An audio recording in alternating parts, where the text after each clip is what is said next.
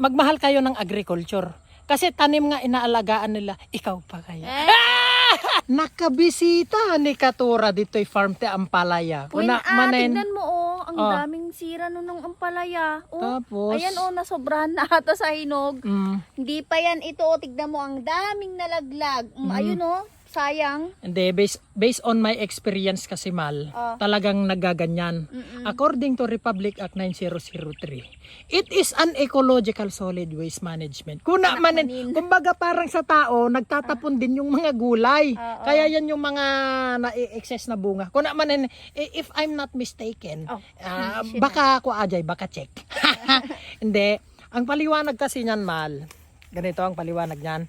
Kumbaga, aglangi gamin iti Parya iti Ilocano diaka lang amo ti Tagalog nya di aglangi haanan maibunga dayjay bunga na ididamdamo di kadadakil na aji siguro kalakay na daytoy Paryan iso nga aglangi dagiti bunganan so ajay kumbaga sa tao Mal aglakayen o agkubumutin awan may bunganan hanga makaanaken kuna manenen ganun yun Mal. Pero di ba yung mga ganito pwede yatang itanim ulit?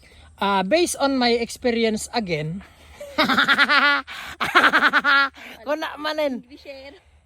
that what's we call second generation. Yan. Di ba magaling ka sa scientific scientific name ng Number 1. Hindi pa ako nagtitake ng board exam pero ang pag nagtake ako baka 10 beses makapasa. Sa mga hindi nakakaalam, agriculture graduate si Katuro. Anong scientific name na yung mais? Ayan ay Zea maize. Guys, hindi ko siya makorek kung tama ba yun o mali kasi hindi ko naman alam yun. Kasi kakabsat si Bakit ko, nag-aral siya ng IT, Information Technology.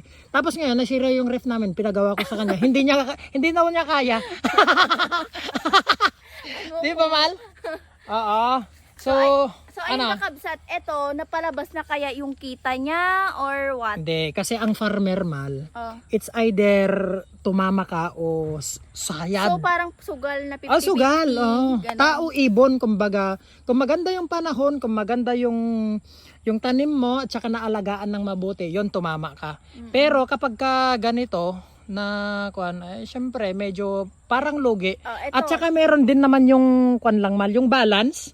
Yung sa nagasto mo tapos dun sa kinita mo is balance lang. Yun. Kaya ang hirap din talaga ng buhay ng farmer, guys. Tignan ninyo Syempre, pero magmahal kayo ng agriculture. Kasi tanim nga inaalagaan nila, ikaw pa kaya. Kumbaga, in short, yung tanim na didiligan nila, ikaw pa kaya. Ako na maninin